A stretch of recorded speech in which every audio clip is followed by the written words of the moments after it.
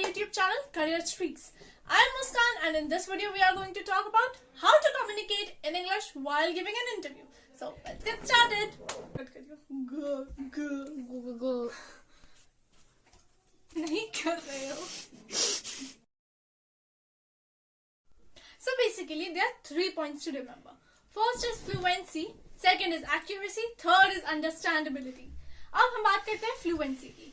अब भाई साफ सीधी बात है, तुम जितना फ्लुएंट इंग्लिश बोलोगे उतना सामने वाला इंप्रेस होगा, उतने सामने वाले पे अच्छा इंप्रेशन पड़ेगा. Because English is good when spoken fluently. हमारा सेकंड पॉइंट बात करता है एक्यूरेसी के बारे में. अब एक्यूरेसी क्या है? अगर तुम उसी चीज को फ्लुएंटली बोल रहे हो, अच्छे तरीके से बोल रहे हो, बट सही तरीके से नहीं बोल रहे हो, तो उस फ्लुएंसी का भी कोई फायदा नहीं है. Okay. Next point talks about understandability. Again speaking about it. Understandability means जो तुम बोल रहे हो वो सामने वाले के समझ में आ रहा है. बेसिकली इट कन्वेज के इंटरव्यू में हमें अपनी बात अपने से दूसरे तक कन्वे करनी होती है. अगर हमारे दिमाग में जो है वो हम सामने वाले तक नहीं कन्वे कर पा रहे हैं, so that I mean there is no use of communicating in English. अगर तुम्हारी बात सामने वाले को समझ नहीं आ रही है तो. Importance of communicating in English while giving an interview. अब इसकी इंपॉर्टेंस क्या होगी? इसकी इंपॉर्टेंस बेसिकली ये होगी कि सामने वाले पे एक अच्छा इंप्रेशन पड़ता है. बिकॉज यूजुअली प्रोफेशनल वर्ल्ड में we usually use English as a language जिसमें हम कम्युनिकेट करते हैं. तो जब आपकी सामने वाला फ्लुएंसी देखता है, with confidence you speak and with confidence you convey your thoughts, तो उस बेसिस पे आपको जज किया जाता है, उस बेसिस पे आपका इंप्रेशन बनाया जाता है एक तरीके का, जो आपको इवेंचुअली जॉब में हेल्प करता है आगे के लिए.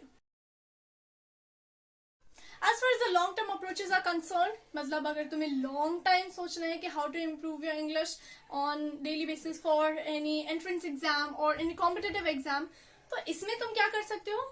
Read daily newspapers. अपने डेली न्यूज़पेपर्स पढ़ना शुरू करो, आर्टिकल्स पढ़ने शुरू करो, ताकि जो भी उसमें तुम पढ़ रहे हो you get an understanding of it, you get the fluency of that thing. Start communicating with your friends or your colleagues or your peers in English. That will again help you in this. अगला point है make notes of new vocab. अब जैसे तुम अपने family से बात कर रहे हो, फ्रेंड से बात कर रहे हो, तुम्हें कोई न्यू वर्ड डिस्कवर हुआ, कोई न्यू वोकैब डिस्कवर हुई, तो तुमने उसे नोट्स में रख लिया कि ये इसका मतलब ये होता है, ताकि आगे इन फर्दर यूज में तुम्हें जब भी उसका इस्तेमाल करना हो you can easily use it and you can easily know about it. And the last part is attend an English, what do we say? English discussion group. English discussion groups काफी सारे होते हैं. If you surf on the internet, on Facebook, Instagram, you can be a part of any one of it. अब हम बात करेंगे short term approaches के बारे में. अब देखो भाई, इंटरव्यू है, 1 घंटे बाद है. अब मुझे पता है कि मैं हिंदी में ज्यादा अच्छी हूँ, पर इंग्लिश में थोड़ी कच्ची रह जाती हूँ उस चीज में. तो फिर मैं क्या करूंगी? देयर आर फ्यू छोटी छोटी ट्रिक्स जो तुम कर सकते हो जिससे तुम्हारी फ्लुएंसी एक टाइप से डेवलप हो जाएगी. सबसे पहले कोई इंग्लिश मूवी या सीरीज जो तुम्हें पसंद हो, start watching the episodes regularly. 1 घंटा तक ऐसे देखते जाओ. इसमें होता क्या है कि जब हम अपने फेवरेट कैरेक्टर को वही चीजें डायलॉग्स बोलते हुए देखते हैं, usually we repeat those dialogues, और रिपीट करते करते हमारी खुद की एक फ्लुएंसी बन जाती है उस चीज में. सेकेंड पॉइंट है start speaking English 1 hour before the interview. अब इसमें क्या कर सकते हैं? जब भी तुम्हारा इंटरव्यू से 1 घंटा पहले start speaking English with your self, with your friends, with your peers, who knows, जिससे तुम बात करो इंग्लिश में बात करो, ताकि तुम्हारी ऑलरेडी एक फ्लुएंसी, एक ये सारी जो 3 चीजें मैंने बोली, फ्लुएंसी, एक्यूरेसी और अंडरस्टैंडेबिलिटी, तीनों चीजें डेवलप हो जाए उससे पहले, and you give a flawless interview and you rock in your interview. Next point is for the readers basically. Read a novel, a chapter of a novel which you like.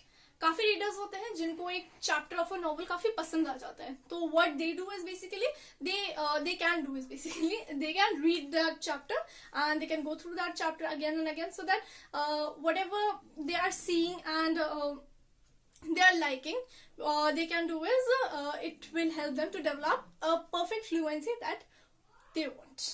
Next is listen to English songs. आजकल songs का जमाना है, तो of course everybody listen to English songs. What you can do is listen to few of the songs before, few of your favorite songs before your interview. It will basically calm you down, relax you, and it will also help you to give you a fluent touch. Because क्या होगा जब तुम्हें तुम अपनी ही वो चीज क्या बोलते हैं, सिंगर को लिरिक्स गाते हुए सुनोगे, अपने favourite lyrics, usually what people do is repeat after them, and repeat करते करते तुम्हारी इवेंचुअली प्रैक्टिस ही हो रही है। इसमें क्या होगा, तुम काम डाउन भी रहोगे, तुम्हें एक काइंड ऑफ स्ट्रेस बस्टर भी हो जाएगा। So basically I have summed up all. English में कम्युनिकेट करने से क्या क्या फायदे हो सकते हैं, क्या इंपॉर्टेंस है, और कैसे कैसे तुम कम्युनिकेट कर सकते हो बेसिकली। अब इसमें एक पॉइंट रह रहा है जो है कॉन्फिडेंस। अब तुम जितना बोल रहे हो, जो बोल रहे हो, कॉन्फिडेंस से बोलोगे तो eventually it will give you the best possible results. Next video में हम बात करेंगे कि जॉब रेफरल्स कैसे काम करते हैं। काफी बार लोग होते हैं कि अपने लिंक्डइन पे डालते हैं कि I can refer this person for job और समथिंग लाइक दैट। तो वो जॉब रेफरल्स कैसे काम करते हैं, कैसे तुम लोगों को रीच आउट कर सकते हो जॉब रेफरल करने के लिए। और अगर तुम चाहते हो मैं किसी और टॉपिक पे बात करूं, comment down the topic below, I will be doing that. Until then, like, share and subscribe the video. If you haven't, press the bell icon. Also हमारे 100 सब्सक्राइबर्स होने वाले हैं, तो थोड़ा जल्दी सब्सक्राइब कर दो प्लीज। अच्छा, and see you all soon, bye bye.